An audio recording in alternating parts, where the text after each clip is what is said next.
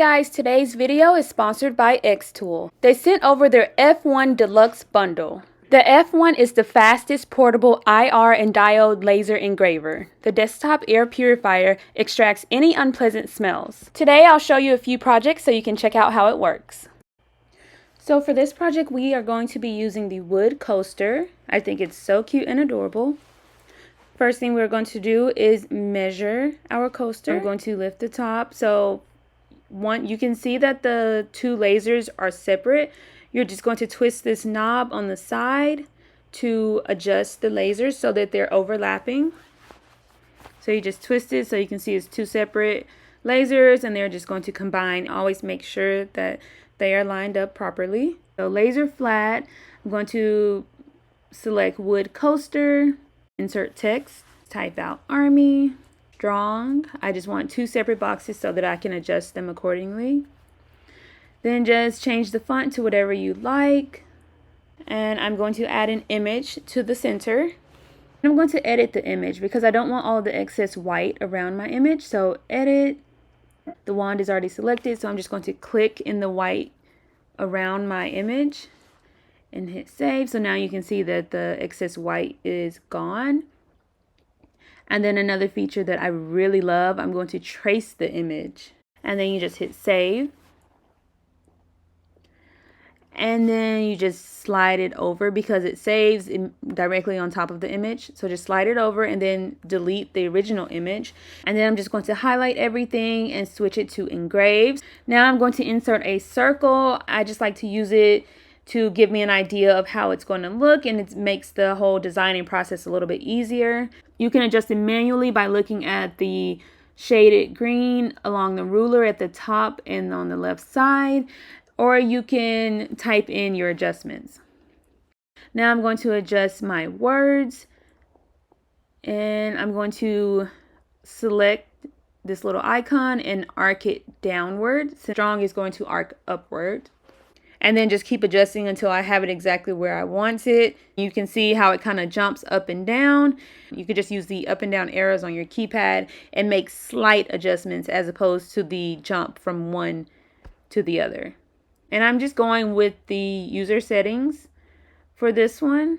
I'm not making any adjustments. You can adjust if you want it like darker or anything else. You can kind of play around with the settings. Highlight all of it and click combine and unite, so that it becomes one image as opposed to three separate. I'm going to frame. There are two options for framing. You can frame the rectangle or you can frame the outline. I'll show you. So framing the rectangle is not, I like both options, and sometimes I even like go back and forth between the two. It just depends on what I'm working on. As you can see, there's the rectangle framing, and then I'm going to switch it to the outline framing. I like the rectangle just to give me a general idea, and then if I want to know exactly where my words are going to be, I'm going to go with the specific image frame, and that way I can see if my word is like falling off of the side, or if just making sure I like the way that it looks. So I go back and forth between the two. So just make sure you stop framing and then make the adjustment and reframe, because it's not going to update it if you don't do so. If you're happy with it, hit process. And then start. Make sure you have the protective lid closed and hit the button on the side of the machine and you are good to go. So as you can see, it is processing now. It looks so cool.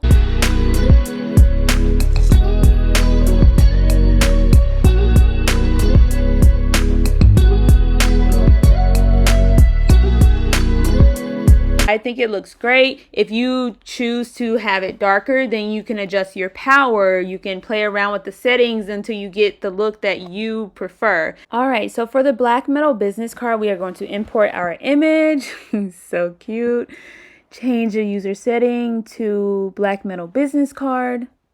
When you adjust an image, it simultaneously adjust the length and the width, but if you only want to adjust the length or only the width, then you have to click the little lock icon to unlock it, and then you're able to adjust only the length or only the width. I just went with the user settings. Framing is good, and I'm just going to hit process. So the xTool does come with this nifty little corner anchor. What you do is screw it down to the base plate of the F1. You have like an anchor for your card or necklace or whatever you prefer. The little framing showing up, it looks pretty close. I'm just making some minor adjustments. And once I have it where I like it, I'm going to go ahead and process the project. If I wanted to print the same image on several cards, again, I can just place the card with this anchor and it will put the image in the exact same location. All right, we're going to close the lid and process the project.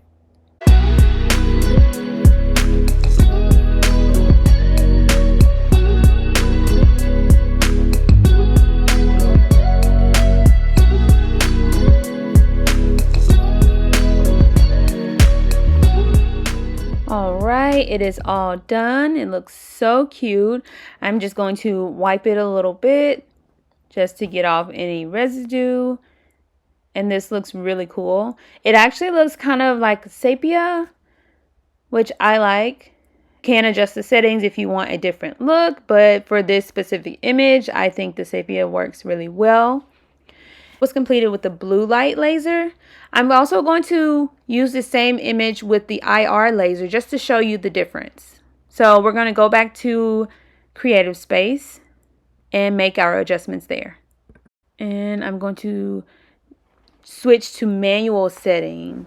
And I'm going to change it to the IR laser and adjust my dot duration power and DPI a little bit. Again, you can play around with these numbers. It just depends on what look you're going for. Then last thing I'm going to do is invert the image.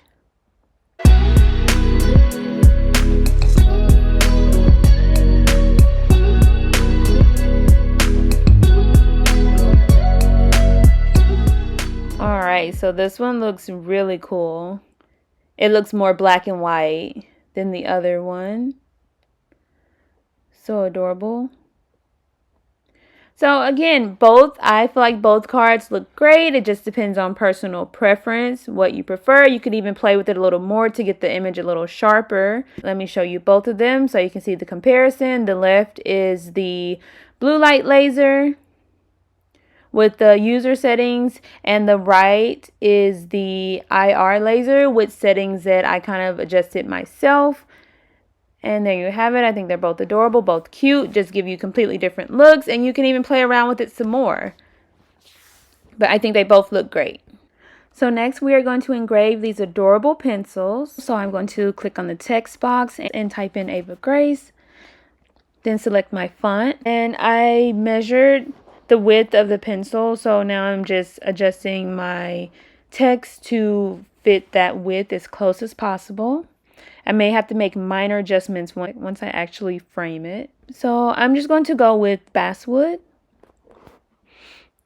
And I rotated my image. So I'm just framing, and I'm going to start with the rectangular frame just to get my pencil in the right location, and then I want to frame with the image. That way I want to make sure the words are going to look good and they're not going to fall off the side of the pencil or anything like that. Once I'm happy with my framing, I'm just going to hit process.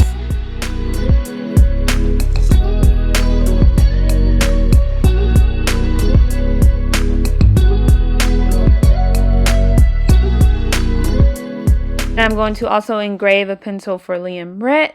So I'm going to change the font a little bit though. Make my adjustments, get the right size, and then frame once again with the rectangle and then the image frame to make sure the wording and everything looks good. And then I'm going to process again.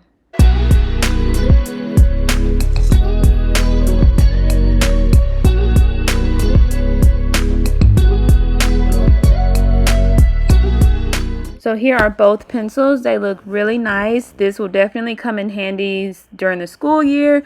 So the next item I have is this really cute and adorable leather bookmark. It has a little pocket and you just slip it onto the corner of a book. I'm going to engrave both sides of it. So first thing I'm going to do is insert a text box. I'm going to type in a cute little reading quote. Reading is the passport to endless adventure. I'm going to separate the words into different text boxes so that I'm able to maneuver and adjust it a little bit more when I'm placing it on my heart. So I just copy and pasted the text a few times, and I'm just changing the words so that I won't have to change the font each time. And I'm going to insert a heart-shaped image that is the exact size of my leather heart that I measured. And again, this is just going to be used as a guide. Once I finish placing all of my words, I'm going to delete the heart. But I feel like it's just easier to use that as a guide to help me get everything placed exactly the way that I want it to be. So I'm just adjusting my measurements so that this heart is the exact size that I need. Highlight all of my text and align them in the center. Make them much smaller. I'll go ahead and switch that over to engrave. Let's pick our user settings. I'm just going to go with artificial leather. So I highlighted all of my text and I just collectively made them smaller. And now I'm just going to see how it places inside the heart. Adjust each line, making it smaller, larger, adjusting the length, width, both. Different fonts for different words. You can just make it as fun as you'd like. So I have all of my words in place. Now I'm going to remove the heart. I'm just going to highlight all of the text and combine them and unite. And I'm going to frame it. So I'm going to start with a square just so I'll know where to place my heart. And then I want to definitely switch over to image framing so that I can make sure none of my words are hanging off of the side. A square gives you an idea of the location, but the actual image will show you where the words are going to be. So I'm going to make it a little smaller so that my words are not on the actual seam. And once I'm done and I like where it is, I'm going to go ahead and process the project.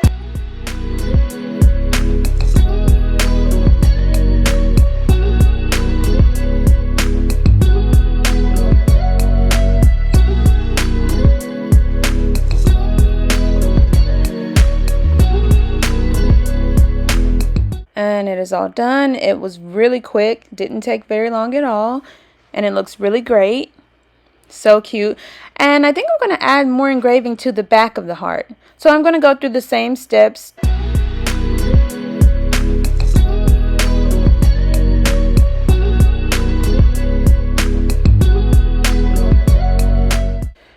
Alright, so cute and precious. I have her name on one side and a cute little quote on the other side. It's so quick to make. Adorable. So next we're going to make some personalized tags. Start a text box and I'm going to type nurse and choose my font. Select engrave. Make any necessary adjustments till I'm happy with what it looks like. Screw my anchor in place one more time and process my project. And I'm going to personalize a couple of different tags.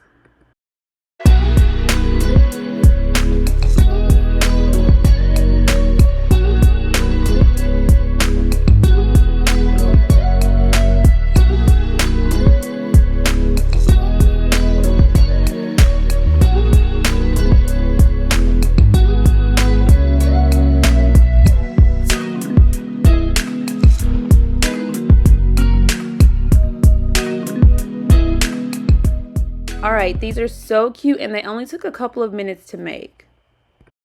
Alright, so for the next project, I'm going to insert a circle and adjust the size to match the size of my necklace that I have measured already. Insert a text box and I'm just going to type Ava Grace once again. Choose my font. And then adjust the size. I'm just making it smaller so that it fits inside of my circle. Then I'm going to choose stainless steel. Choose the little icon and arc it whichever way I need it to go to where it fits perfectly inside of the circle. Again, the circle is my guide. And then I can use that top circle to rotate my text. So I can arc it, rotate it, make it larger, smaller, whatever I need to do to fit it perfectly inside of my pendant. And then I just select engrave. Once I have it where I want it to be, I'm going to weld it together. Insert an image. Use the wand to get rid of the white in the background. And then I'm going to trace the image. And once I've traced it, then I'm going to click and drag it off of the original image and delete the original image. And I'm just going to make my flower smaller and fit it into my pendant as well. So I'm going to get rid of the circle, make sure my settings are on engrave, and then I'm going to frame and then process the project.